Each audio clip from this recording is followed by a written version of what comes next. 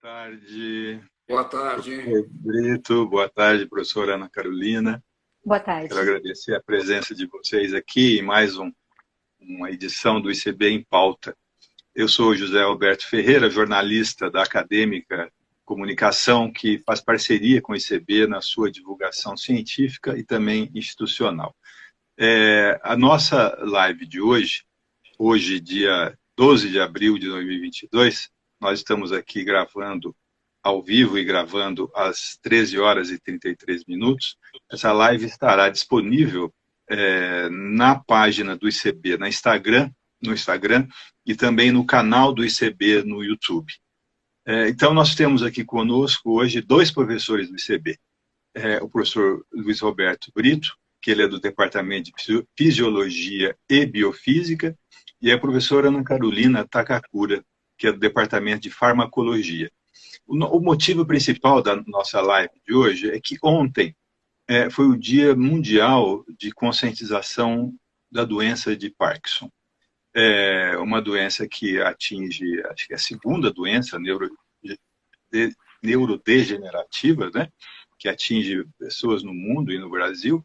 E é uma doença, obviamente, importante. Então, mais do que justifica nós estarmos aqui conversando sobre ela hoje. E eu queria iniciar com a seguinte questão, né? Uma questão básica, mas que também é fundamental. O que caracteriza a doença de Parkinson ou o mal de Parkinson?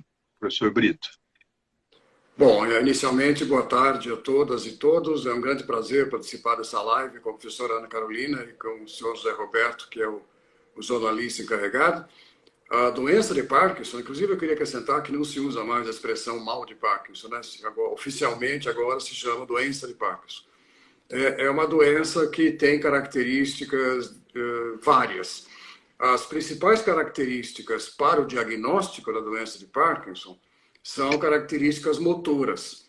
Então, o indivíduo começa, por exemplo, a apresentar tremores nas mãos, começa a apresentar dificuldades com o movimento, começa a apresentar movimentação muito lenta, começa a ter dificuldades com atos rotineiros do dia a dia, como abotoar uma camisa, por exemplo, e coisas desse tipo, né? Então, a partir desse momento é que se chama atenção para um diagnóstico. Mas é importante comentar que antes desse momento existem outras alterações, e depois também, né? Que não são exatamente motoras, que a professora Ana Carolina pode falar mais um pouco. Então, existe, por exemplo, alterações intestinais, alterações do sono, alterações psiquiátricas, inclusive, que são muito curiosas, e que elas acontecem muitos anos antes, 10, às vezes 20 anos antes de a pessoa desenvolver a doença de Parkinson. Infelizmente, o diagnóstico hoje em dia é feito só quando começam a aparecer os sintomas motores, né? E que vão se agravando ao longo da idade, porque é uma doença, é importante dizer isso, eu acho que não tem cura, né? O que se trata são os sintomas, quer dizer, existem medicamentos para reduzir os sintomas, e ela vai evoluindo ao longo da vida, os sintomas motores vão piorando, os sintomas não motores também vão piorando ao longo da vida, né? E isso cria uma série de situações em que fatalmente pode levar o indivíduo à morte, ainda que seja 10, 20 anos depois, né? Então, essencialmente é isso, quer dizer, classicamente ela é considerada uma doença do movimento, né? Mas existem várias outras coisas que a professora Ana Carolina pode comentar, melhor talvez, que caracterizam a doença também. E nesse ponto de vista, essa live eu acho que é importante de a gente conversar. Professora Ana Carolina, como é que a senhora gostaria de acrescentar aos assuntos que o professor Brito já colocou, principalmente considerando, né, que a senhora estuda um aspecto da doença de Parkinson que não é tradicional, né, que é a questão respiratória e não motora, né? Bom, gente, então também gostaria de agradecer a oportunidade de estar aqui discutindo sobre esse assunto, principalmente junto com o Brito, que é um professor que eu admiro bastante. Então, assim, complementando só um pouquinho o que o Brito acabou de colocar, a gente tem, como ele colocou, os sintomas que são aqueles clássicos motores, mas a doença ela também pode ter, antes de desenvolver os sintomas motores ou até após o desenvolvimento dos sintomas motores, sintomas que são não clássicos e que também vão acabar afetando bastante a qualidade de vida dos pacientes, né, dos indivíduos que têm a doença. Então, eles podem apresentar ansiedade, problemas de ansiedade, pode apresentar problemas de depressão, pode apresentar problemas como o Brito colocou, gastrointestinais, não só gastrointestinais, mas também a gente chama de hipotensão ortostática, que é aquela dificuldade que o indivíduo tem, por exemplo, quando ele está numa situação que ele está deitado, que ele levanta,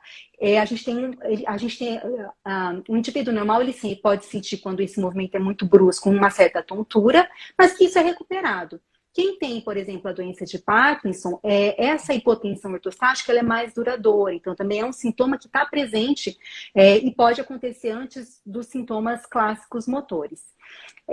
Há problemas de sono também, como o Brito coloca, e problemas respiratórios, que acabou sendo o alvo do meu estudo. Esses problemas respiratórios eles já estão presentes em estágios mais avançados da doença. Então, não acontece antes dos sintomas motores, eles vão acontecer mais posteriormente em estágios mais avançados. Mas o que eu acho que é interessante da gente pensar também é que todos esses sintomas que são os motores que o Brito colocou estão associados com a perda, como é uma doença neurodegenerativa, com a perda de um grupo de neurônios no nosso cérebro que sintetiza a dopamina como neurotransmissor.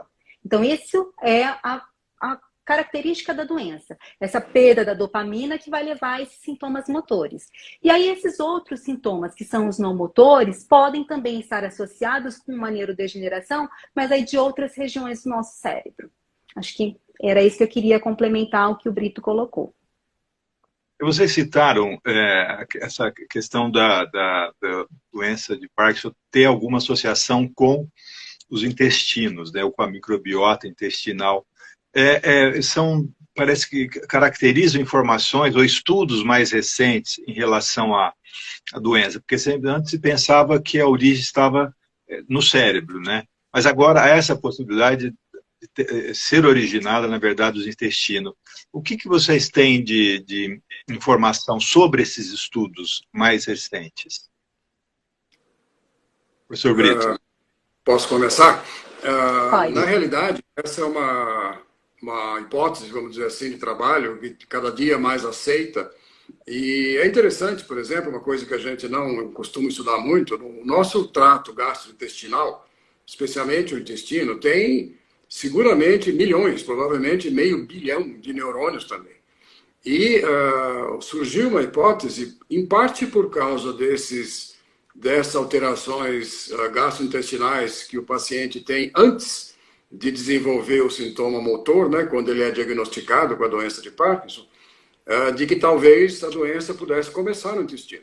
Mais recentemente se mostrou, por exemplo, que existe no intestino células que sofrem o mesmo processo de degeneração que a professora Ana Carolina acabou de mencionar, que acontece na substância negra, que é uma região relacionada com a dopamina, porque esses neurônios produzem dopamina, e que está relacionado com o movimento, e daí que vem os problemas motores do paciente, né? E esses processos que destroem esses neurônios são os mesmos que acontecem no intestino em algumas situações, né? A célula do intestino também, especialmente as células nervosas do intestino, elas degeneram e assim por diante. Então, a hipótese que se faz, e que cada dia é mais aceita, é que esse processo degenerativo pode gerar sinais químicos que vão pelo nervo vago, que é um dos nossos nervos mais longos que nós temos, né? E acaba chegando no tronco encefálico, subindo para outras regiões, atingindo a substância negra, que a professora Ana Carolina acabou de mencionar, que é onde existe a degeneração clássica, né? E que, inclusive, pode provocar degenerações em outros lugares depois.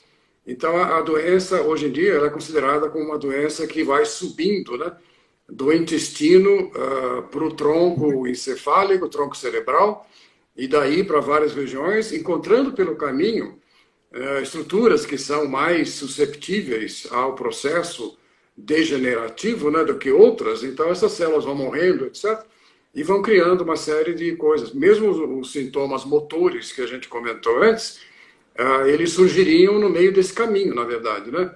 Mais tarde existe também degeneração de neurônios do córtex cerebral.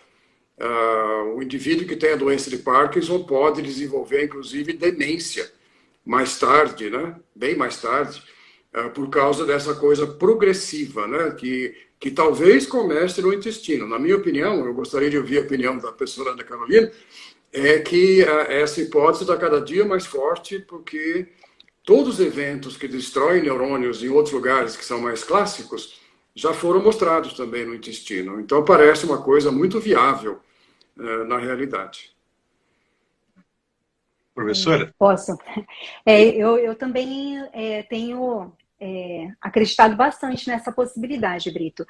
O que a gente pensa é que uma alteração, por exemplo, na dieta pode levar a uma alteração na microbiota intestinal. Isso pode gerar um quadro, por exemplo, inflamatório, porque, por exemplo, a doença de Parkinson, ela é uma doença que tem uma correlação muito grande com um processo inflamatório que possa estar ocorrendo no sistema nervoso central, né? Então, esse processo inflamatório é o que vai levar esses neurônios à morte, né? Então, essa inflamação, ela, por exemplo, se iniciaria ali no intestino, e aí, como o Brito coloca, que seria via vago, essa informação poderia ser, né, levada e também levando a inflamação de regiões do sistema nervoso central, inclusive a substância negra, e aí levando à morte dos neurônios dopaminérgicos. Então, eu também acredito bastante nessa possibilidade, sim. Ainda estão em estudos, né? A gente não tem nada conclusivo, mas tem sido uma área que tem sido bastante investigada, sim.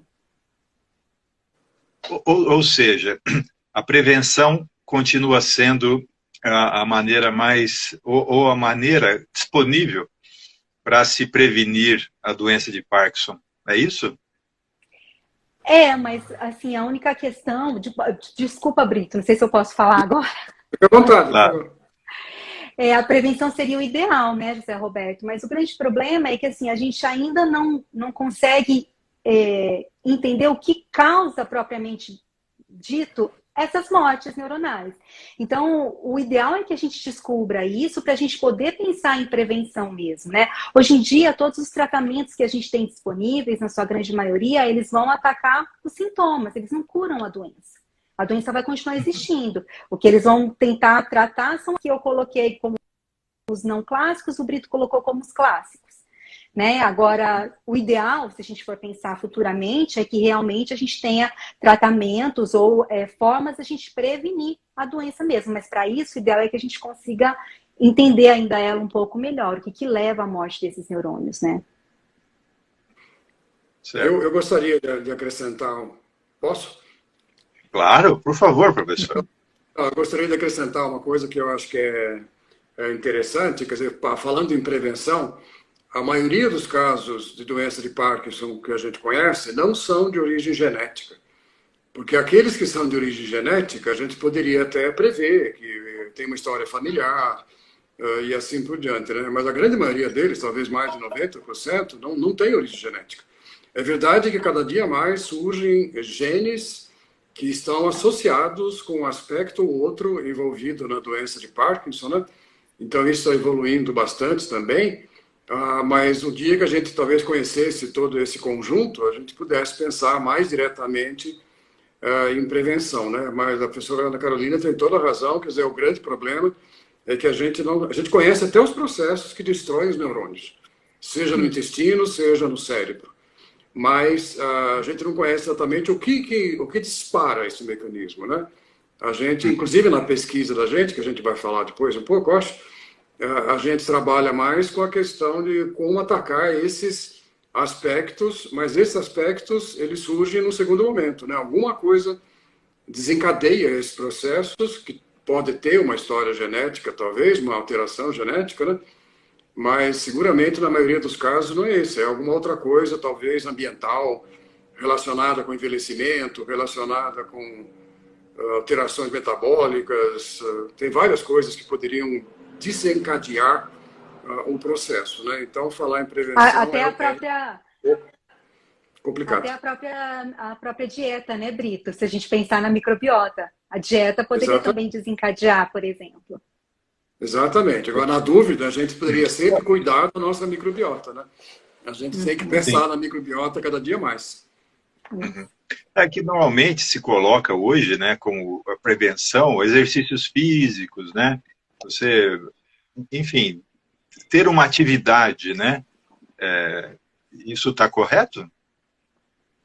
Isso está perfeito. Inclusive, eu vou começar agora porque esse é um assunto que a gente já estudou até em laboratório, né, em modelos animais. Quer dizer, o exercício físico é reconhecidamente um estímulo muito grande para o sistema nervoso e para os outros sistemas do organismo, né? E no sistema nervoso em particular, o exercício físico tem um impacto muito grande em proteger neurônios. Então, nos modelos animais que a gente usa, a professora Ana Carolina também usa, alguns desses modelos, quando a gente coloca esses animais, por exemplo, para fazer um exercício, o número de células que degeneram nesses modelos de doença de Parkinson que a gente cria em laboratório, desenvolve no laboratório, diminui muito, diminui assim 70%, 80%, 60%, diminui bastante, né? Então não há dúvida nenhuma que o exercício físico é uma iniciativa sempre muito importante, né, para reduzir a possibilidade de morte de neurônios no nosso cérebro. E eu somaria isso, aliás, à atividade intelectual também. Quer dizer, isso está relacionado também com essa questão de os nossos neurônios ficarem mais resilientes, vamos dizer assim, né? Menos propensos a morrer e assim por diante. Certo. Professor, o senhor falou da sua linha de pesquisa. Conta pra gente. Então, a nossa linha de pesquisa geral já tem uns 10 anos, um pouco mais na realidade. Ela vai um pouco na direção do que a professora Ana Carolina estuda, e depois ela vai comentar um pouco também. Mas a pergunta principal que a gente fez nessa época, quando a gente começou, foi o seguinte: já que não existe cura da doença de Parkinson, a gente sabe disso, né? Como é que a gente pode pensar em, pelo menos, diminuir a morte desse neurônio de alguma maneira? Ou seja, como é que a gente pode proteger os neurônios para que eles morram em menor escala, né? E, portanto, na pior das hipóteses, atrasar a doença, vamos dizer assim, né? Então, a gente primeiro estudou o exercício físico do ponto de vista como uma estratégia protetora, e como eu já comentei agora, foi muito efetivo, né? Basta, em animais pelo menos, né? Basta assim uma atividade física moderada, leve para moderada, isso é suficiente para proteger neurônios, ou seja, morre muito menos neurônios no cérebro dos animais que a gente colocou para correr um pouquinho numa esteira, por exemplo, né? Do que naqueles que não correram na esteira, né? E a gente até estudou os mecanismos um pouco disso, o exercício físico produz uma série de substâncias, começando no músculo, inclusive, né? E acaba gerando sinais para o cérebro, e esses sinais são protetores, são sinais químicos, são chamados fatores neurotróficos, alguma coisa assim, né? E eles acabam protegendo o neurônio. Logo em seguida, a gente foi atacar um outro problema, como a professora Ana Carolina também acabou de falar, uma das razões pelas quais neurônios morrem, a gente não sabe como começa, mas uma das razões é a questão do acúmulo de espécies reativas de oxigênio, que são substâncias muito importantes no organismo, mas em grande quantidade elas são danosas, elas podem destruir neurônios. Então a gente usou umas manobras para tentar reduzir a espécie reativa de oxigênio. A gente usou inclusive um animal modificado geneticamente que não expressa basicamente uma enzima que produz espécies reativas de oxigênio, e isso também mostrou um efeito protetor muito grande. E nos últimos anos, 5 anos, e bem recentemente até, a gente está estudando um outro problema que a gente sabe que destrói neurônios, que é a entrada de cálcio excessiva. Então, toda célula que se presa tem canais para cálcio, o cálcio entra para essas células, por esses canais, isso é uma coisa importante para a vida da célula, mas outra vez, quando entra em grandes quantidades, isso acaba frequentemente destruindo neurônios. E isso acontece na doença de Parkinson, mas acontece também na epilepsia, acontece em várias doenças do sistema nervoso, né? O que a gente fez? A gente usou substâncias que a gente conhece, que há disponíveis, né? Algumas, inclusive, da dieta, né? Como o cavacrol, que aparece, é uma molécula que tem alguns temperos, como orégano, por exemplo, né? Então aí fica mais perto da realidade, né?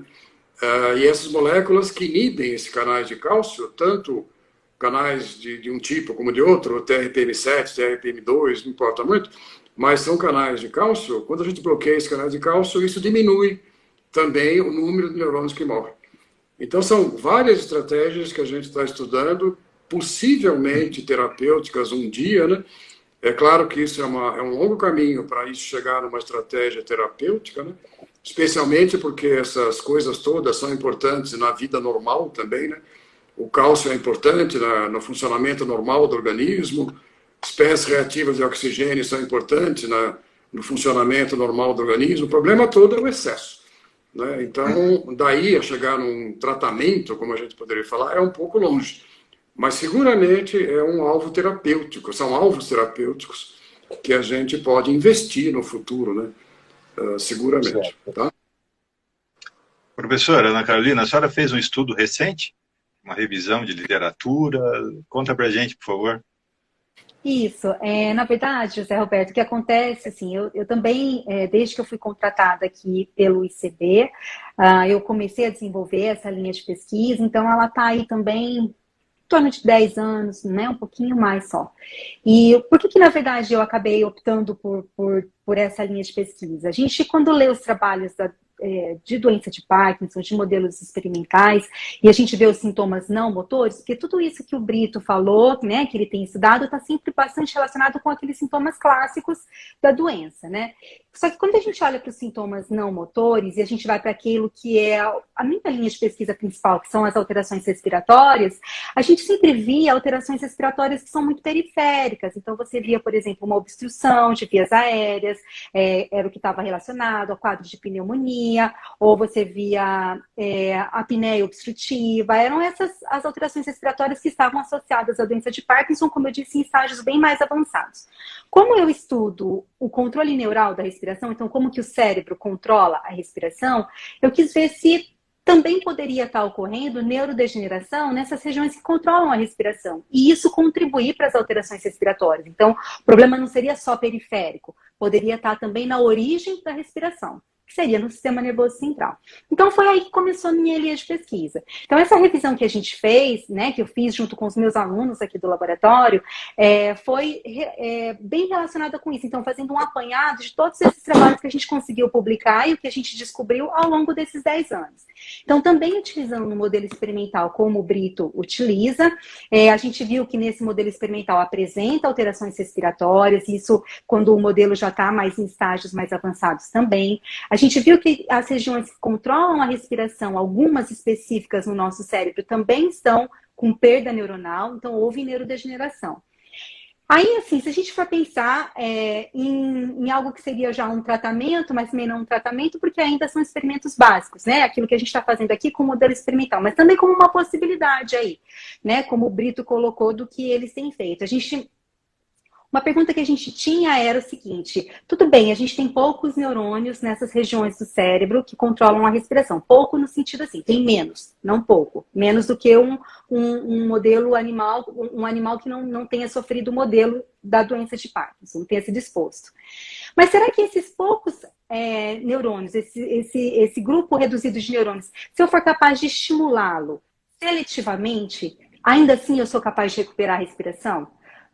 Será que, apesar de eles estarem em menor número, eles vão, se eles estimulados, eles conseguem recuperar a respiração? E foi o que a gente também observou num dos trabalhos, quando a gente faz estimulações seletivas e a gente utiliza camundongos que são geneticamente modificados, né, que possibilitam que a gente faça essa estimulação seletiva, que pode ser com um laser, por exemplo, uma fibra óptica, e a gente estimula um grupo de neurônio específico. Por exemplo, um grupo de neurônio que é responsável por gerar o ritmo respiratório. Se eu estimular esse grupo de neurônio, apesar de ter menos neurônios, ainda assim eu recupero a respiração nesse meu modelo experimental. Então, assim, é sempre voltando para a gente tentar buscar alternativas de tratamento para essas alterações respiratórias. Por quê? Porque a grande maioria dos fármacos, dos tratamentos que a gente tem disponíveis hoje em dia, sempre visam só as alterações motoras clássicas, né? Então, é buscando alguma coisa relacionada a isso. Então, a gente tem esse trabalho que a gente fez com estimulação seletiva desses neurônios, a gente viu que recupera, isso está na revisão também. Também buscando entender o que acontece nesses neurônios neurônios que controlam a respiração, nós também vimos, como o Brito colocou, o que acontece lá na substância negra, que esses neurônios morrem, por exemplo, por aumento de estresse oxidativo. A gente viu que nas regiões que controlam a respiração, nós também temos essa mesma característica. Então, de repente, algum tratamento que diminua essas espécies reativas de oxigênio também pode, talvez, ser importante para a melhoria dos sintomas respiratórios. A gente viu que nessas regiões que controlam a respiração também tem um aumento, existe um processo neuroinflamatório.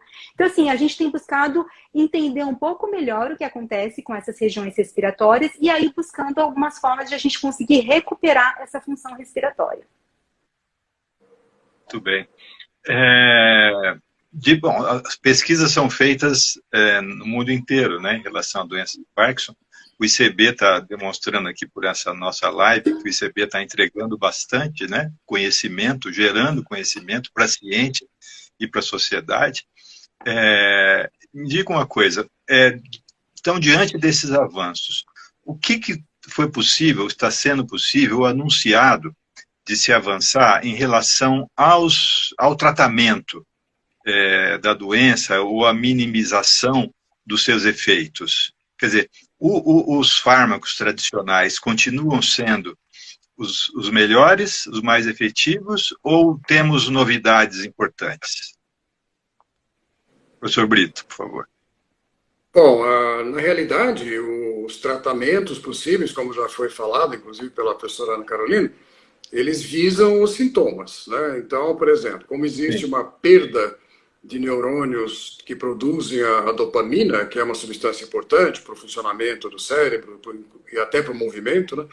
Então, alguns medicamentos que são usados para tratar o doente de Parkinson é um medicamento que vai tentar elevar a dopamina de novo, né? Aumentar a dopamina ou levar dopamina, assim por diante.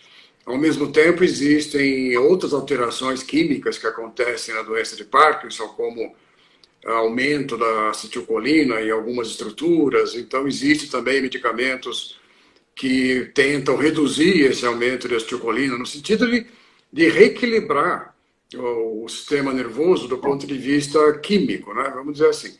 E existe ainda algumas situações mais tardias em que existe um aumento de uma outra substância fundamental do cérebro, que é o glutamato, né? E aí também existem tratamentos possíveis para reduzir esse aumento exagerado de glutamato, que leva a algumas mudanças estranhas, né? Porque o indivíduo às vezes passa, mesmo outros medicamentos, ele passa de um movimento muito lento para movimentos rápidos, que é uma coisa que a gente chama de discinesia ou alguma coisa desse tipo, né? Então, a doença tem sido tratada por medicamentos que atuam em vários aspectos que são conhecidos, né, que estão alterados na doença de Parkinson especificamente, mas tudo que tem acontecido é que cada dia que passa a farmacologia evolui, né, a terapêutica evolui, então tem drogas cada vez mais modernas, que têm menos efeitos colaterais, mas é só isso, na minha opinião, que tem acontecido, né? Quer dizer, o tratamento de escolha com a L-Dopa, por exemplo, que é uma substância que aumenta a dopamina, tecnicamente falando, é uma coisa que existe há várias décadas e continua até hoje sendo o procedimento de escolha da maioria dos pacientes, né? E assim por diante. Então, apesar da intensidade da pesquisa no mundo inteiro nessa área, né, existe muito pouca, na minha opinião, a Ana Carolina me corrija, tem muito pouca novidade, assim, do ponto de vista de medicamentos que seriam importantes para tratar o doente de Parkinson, né? Por isso, inclusive, que a gente tenta investir numa outra coisa, né, que é em tentar reduzir a perda de neurônios, reduzir a degeneração, né? Posso complementar claro. Um pouquinho com relação a isso? Pode ser, José Roberto? Eu iria colocar o seguinte, com relação aos aspectos respiratórios, né, que é o foco do seu trabalho, se já é possível se fazer alguma inferência em relação a algum fármaco, coisa assim.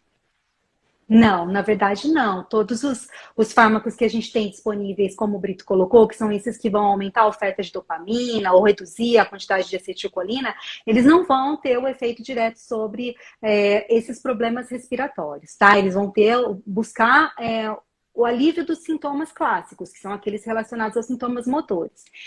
Eu acho que tem também um pouco mais recente, mas que aí não é uma terapia farmacológica, que é a estimulação cerebral profunda, né, que também tem sido utilizado para alguns casos que você implanta um eletrodo no cérebro, né, do paciente, e aí você vai fazendo os estímulos elétricos em regiões específicas para buscar também corrigir essas alterações motoras que tem. Eu acho que, assim, tudo que tem bastantes estudos, Zé Roberto, na literatura, buscando novas abordagens terapêuticas, mas ainda nenhuma que, de fato, esteja sendo utilizada e aprovada mesmo. Eu acho que as clássicas, como o Brito colocou, são as que ainda são utilizadas. Tem um estudo que eu acho que é bem legal, que talvez eu acho que seja bastante promissor, que é quando a gente pensa sobre terapia gênica, né, que é a possibilidade de você fazer o uso de um vírus e administrar esse vírus num paciente que tenha, por exemplo, um material genético sadio. E aí esse vírus vai transfectar a célula que está doente e vai colocar o material sadio nessa célula. Então aí seria até uma forma de se tratar a doença mesmo, né? Não só os sintomas, mas tratar a doença. Mas aí, assim, tem trabalhos na literatura sobre isso, mas, assim, tem problemas relacionados a isso também, porque o indivíduo ele pode criar anticorpos contra esses vírus e aí deixa de ter efeito também. Então, tudo está sendo caminhado ainda em busca de outras alternativas. Por enquanto, as clássicas, como o Brito colocou, são as que são as utilizadas ainda. Eu Muito poderia bem. acrescentar uma coisinha? Por favor, Queria só professor. lembrar que uma das coisas que acontece na doença de Parkinson e que destrói os neurônios, que a gente não falou muito ainda, é uma alteração numa proteína específica que se chama sinucleína. A sinucleína, ela se altera na doença de Parkinson e outras alterações, outras doenças também. Ela começa a formar oligômeros tóxicos, quer dizer, pequenas moléculas que são tóxicas, começa a formar agregados que são tóxicos também. Essas moléculas tóxicas saem da célula e vão alterar outras células, em parte por isso que a doença progride, né, de uma região para outra, por exemplo, e vai destruindo neurônios em cadeia. E a sinucleína é uma das proteínas que, na minha opinião, tá sendo mais estudada no mundo inteiro. Inclusive, a gente está pensando seriamente em começar a estudar aqui no ICB nos próximos tempos, porque se a gente conseguir controlar essas alterações que essa proteína sofre, de alguma maneira, a gente talvez controle uma das etapas mais fundamentais que são danosas na doença de Parkinson. Ainda não existe nada de medicamento que possa fazer isso e tal, mas é uma das coisas que está sendo mais investigada. Tem até modelos animais, inclusive, né, de sinucleína alterada, etc., para ver se a gente entende melhor o que essa proteína tem a ver. E talvez ela tenha muito a ver até com o início da doença, né, que é uma grande questão. E, portanto, ela vai ser, daqui a 10 anos, se a gente voltar a conversar, talvez a gente possa falar de um medicamento que resolva esse aspecto da doença, né? Aí a gente pode falar mais em cura, talvez, né, como a professora Ana Carolina colocou. Muito bem. Eu vou voltar aqui para o início, né, da motivação dessa nossa live, que foi o dia de prevenção à doença de Parkinson. Esse dia foi estabelecido pela OMS em 1998, portanto, há 24 anos, né? Vocês conseguem ter uma leitura do quanto o estabelecimento desse dia está contribuindo em relação à doença de Parkinson, do ponto de vista da conscientização das pessoas, do ponto de vista do estímulo à pesquisa? Vocês têm uma leitura do que aconteceu nesses 24 anos? Professor? Bom, na minha opinião, essas iniciativas de tornar um dia, o dia da conscientização de uma doença em particular, tal, elas são muito importantes, especialmente para as pessoas que não são do meio científico, acadêmico, etc., né? Porque isso acaba gerando conhecimento para as pessoas todas e conhecimentos, às vezes, que são relevantes. Então, na minha opinião, eu não saberia quantificar quanto nesses 24 anos a conscientização melhorou, é difícil quantificar isso. Mas, por exemplo, essa questão de que a doença de Parkinson não começa exatamente quando as pessoas começam a ter tremor, por exemplo, quando a pessoa começa com tremor, a doença ela começou às vezes 10, 20 anos antes, né? Eu acho que é uma coisa importante do ponto de vista de conscientização. E o que acontece antes desse período? Acontecem coisas que a gente já mencionou aqui também, e que as pessoas vão levar essa informação, né, de uma maneira ou de outra. Por exemplo, alterações do sono, alterações intestinais, alterações psiquiátricas, que a gente chegou a falar. Ou seja, à medida que a gente cria eventos como esse, né, e outras coisas na mídia que atingem o público geral, por exemplo, fica mais claro que talvez se um dia alguém conhecido da família começar a apresentar alterações do sono, alteração intestinal, alterações psiquiátricas, etc., etc., provavelmente ela está num caminho que ela pode desenvolver a doença de Parkinson depois. E aí se pode, eventualmente, pensar em diminuir esse risco, né? Hoje em dia, talvez, só com atividade física, atividade intelectual e etc., etc., mas pelo menos as pessoas ficam cientes de que essas coisas podem acontecer, né? Além disso, a gente sabe hoje em dia que o envelhecimento é um fator de risco, contra isso não há muito que a gente possa fazer, infelizmente, né? A idade é inexorável, não há como escapar da idade, mas a gente sabe também, por exemplo, que o contato com agrotóxicos é um fator de risco importante para a doença de Parkinson.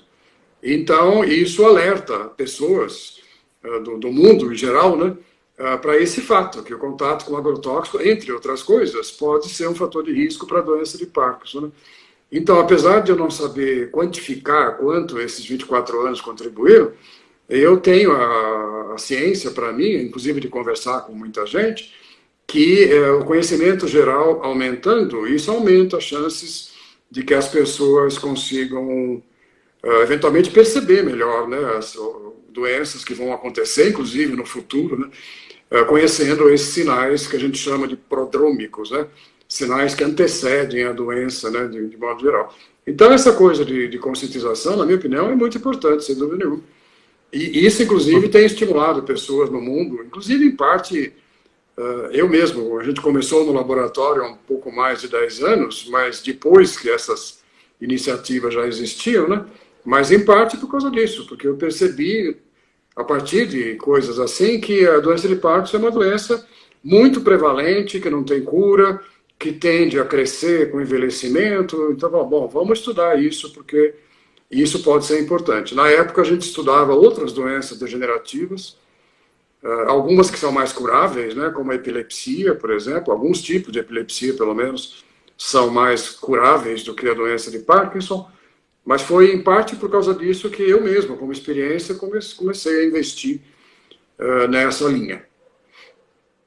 Professora Ana Carolina, a senhora também, de alguma maneira, teve uma influência pelo Dia Mundial da Conscientização da doença de Parkinson? Então, olha, Zé Roberto, eu concordo com o que o Brito colocou, sabe? Eu acho que a existência desse dia, ele serve bastante para conscientizar mesmo, eu acho que a população, a sociedade, para que conheça um pouco melhor a doença. A minha linha de pesquisa não foi influenciada por isso. Na verdade, eu comecei a estudar isso porque quando eu estava no doutorado, eu estudava só o controle neural da respiração e eu me dei de frente com um trabalho científico que via essas alterações respiratórias em doenças neurodegenerativas, e o Parkinson era uma delas. Então, na verdade, me chamou a atenção por conta de leitura científica mesmo, não tanto por conta dessa conscientização. Certo. Gostaria de fazer uma última pergunta para vocês, que assim, já que não tem cura, etc., como estaria acontecendo a evolução da doença do ponto de vista da incidência dela na população? Quer dizer, a doença de Parkinson acompanha o crescimento da doença, acompanha o crescimento populacional ou não? A proporção de pessoas com Parkinson não se altera muito. Por exemplo, a porcentagem de pessoas com 60 anos com Parkinson, imagina que seja 1% da população, se mantém em 1% com a evolução dos anos, com o passar dos anos? Professora, por favor. Sim, José Roberto, eu acredito que sim. O que a gente tem visto é que sim. O que acontece é que a população ela vai aumentar, né, com os anos, porque a expectativa de vida aumenta. Então, a gente vai ter uma quantidade de população que seja mais do que 65 anos, conforme os anos vão passando.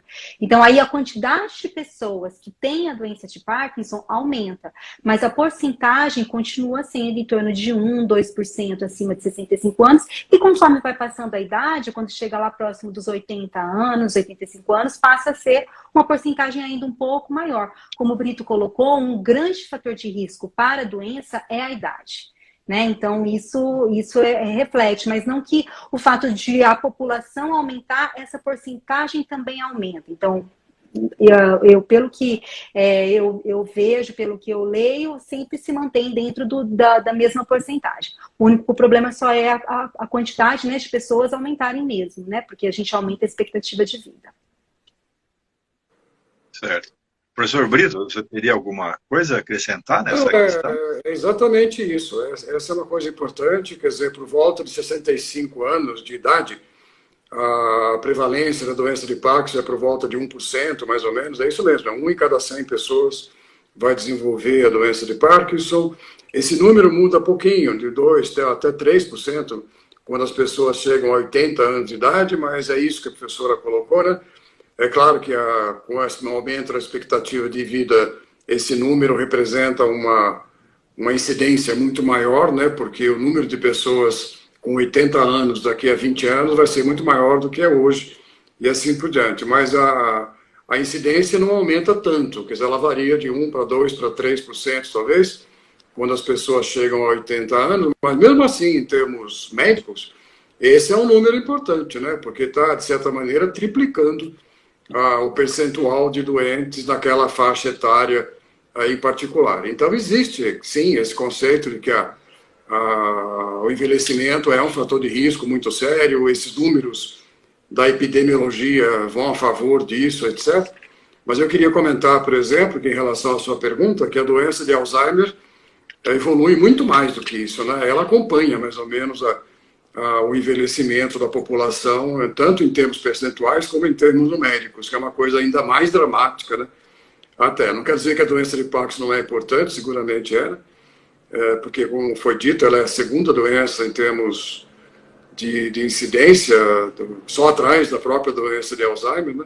E essas duas doenças têm um comportamento um pouquinho diferente, né? A doença de Alzheimer acompanha muito mais o envelhecimento, e a doença de Parkinson vai ficando para trás um pouquinho, né?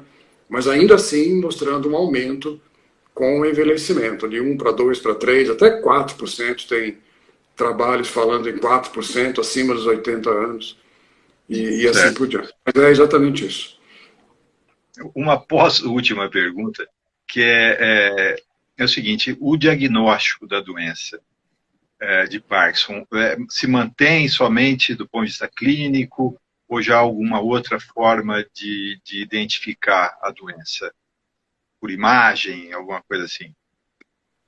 Isso. Bom, Ana, posso começar, talvez? Por favor. O diagnóstico neurológico padrão é o exame neurológico. Então, o neurologista faz testes clínicos, avalia o movimento, pede para o paciente fazer movimentos com a mão, alternados, por exemplo, pede para o paciente caminhar na sala, no corredor, porque existem alterações na marcha também, né? E daí tira conclusões, não, esse paciente provavelmente tem um quadro de deficiência motora, então, aí o que acontece? Aí os exames de imagem, nesse caso, não ajudam muito, a não ser um tipo especial, que é chamado de PET ou SPECT, em que se consegue com esse exame, que é muito mais específico, não é aquela tomografia de rotina que muita gente faz por várias razões, né? Nem ressonância magnética, que são os exames mais usados em imagem, né? Mas tem esse procedimento que permite avaliar no cérebro do paciente a dopamina especificamente. especificamente uma molécula que transporta a dopamina, né? E aí você consegue ver, por exemplo, que esse indivíduo tem menos dopamina do que um indivíduo padrão, um indivíduo normal, né? Então existe sim, existe esse exame de imagem que é caro, não está no SUS, é meio difícil de se fazer, porque requer uma molécula que reconhece, marcada radioativamente, etc, etc. Então é bem mais complicado do que a tomografia de rotina, do que a ressonância de rotina, que hoje em dia se faz quase imediatamente, né, quando o paciente chega. Mas é possível, sim, avaliar por esse procedimento de imagem especificamente, que é o PET-SPECT, como a gente chama, a dopamina, ver se a dopamina está reduzida. E aí isso geralmente confirma o diagnóstico, né, que o neurologista fez no exame neurológico de rotina, em laboratório. Porque, outra vez, os sinais que indicam a doença de Parkinson são motores, então eles podem ser avaliados pelo clínico mesmo, né, num consultório pequeno, é uma coisa bem simples de avaliar. Tá, então esse exame de imagem pode complementar, sem dúvida, né, sempre, mas não é tão trivial. Não é muita gente que usa isso. Não. Certo. Nós precisamos encerrar. Então, acho que a gente tentou fazer aqui várias abordagens, né, da doença de Parkinson, mas possivelmente, ou muito provavelmente, a gente pode ter deixado passar alguma coisa. Então, para finalizar, eu gostaria de perguntar para vocês o que a gente deixou de dizer aqui e que precisa ser dito para a população, para a sociedade, para as pessoas, em relação à doença de Parkinson. Eu pediria para a professora Ana Carolina começar, por favor. Olha, José Roberto, eu até acho que foi dito sim durante essa live, mas eu gostaria de deixar um pouco mais reforçada essa informação, sabe? Eu acho que quando a gente fala sobre a doença de Parkinson, os nossos próximos desafios são, de fato, tentar entender um pouco mais a doença em si, como que ela acontece, para que a gente possa pensar em alternativas de terapia que, de fato, vão levar à cura da doença. E uma outra informação que eu queria deixar também aqui, que eu acho que é bastante importante, que também foi falado na live, mas que eu queria reforçar, é que a doença de Parkinson, ela não tem só os sintomas clássicos motores. Ela também tem outros sintomas e que prejudicam a vida do paciente. Então, que a gente tem que pensar em formas de terapia que não visem só esses sintomas clássicos, mas também visem os outros sintomas para dar uma melhor qualidade de vida para os pacientes. Acho que são essas duas coisas que eu queria reforçar aqui com relação à live de hoje. Muito bem. Professor Brito, por favor. Ótimo, eu concordo plenamente com a professora Ana Carolina. Eu acho que essa é uma das questões grandes que a gente falou aqui, até do ponto de vista de conscientização, né? Eu talvez só reforçasse uma questão que é relevante. Eu falei brevemente disso, mas que a doença de Parkinson não é só uma doença motora, como já foi dito por ela, né? Mas, além disso, a doença de Parkinson tem correlações com doenças mentais, com doenças chamadas psiquiátricas, né? Então, tanto pessoas que têm transtorno bipolar, por exemplo, que o indivíduo tem fases psicóticas e às vezes depressivas e etc, etc, essas coisas aumentam a chance de ter Parkinson muitas vezes. Então, as pessoas têm que ficar atentas a isso, né? E o outro lado também é verdade. A doença de Parkinson, que começa com o diagnóstico da parte motora, ela pode, ao longo dos anos, gerar doenças psiquiátricas. Por exemplo, demência. Então, é preciso ficar atento a isso, né? A doença de Parkinson, em princípio, é uma doença motora, que tem outros sinais, etc., mas ela pode ter uma correlação, tanto antes de ser diagnosticada, como depois, com alterações psiquiátricas. E algumas dessas alterações podem ser, vamos dizer assim, prevenidas, né? Com medicamentos e com outras coisas, e as pessoas devem ficar atentas a isso, eventualmente. Maravilha. Podemos encerrar? Podemos. Muito obrigada. Então, eu agradeço muitíssimo, professora Ana Carolina, professor Brito. Eu acho que a gente fez duas coisas fundamentais aqui, que uma é ter esclarecido, né, a população sobre aspectos importantes da doença de Parkinson, e outro aspecto é que a gente está mostrando que o ICB está entregando resultados e conhecimento, né, para a sociedade, para a ciência, não só a ciência brasileira, mas para a ciência global, né? Então, eu quero agradecer a vocês, agradecer a audiência, das pessoas que nos acompanharam aqui e informar que a gravação dessa live estará disponível daqui a pouquinho na página do ICB no Instagram e também no canal do ICB no YouTube. Ok? Obrigado a todos e até a próxima. Tchau.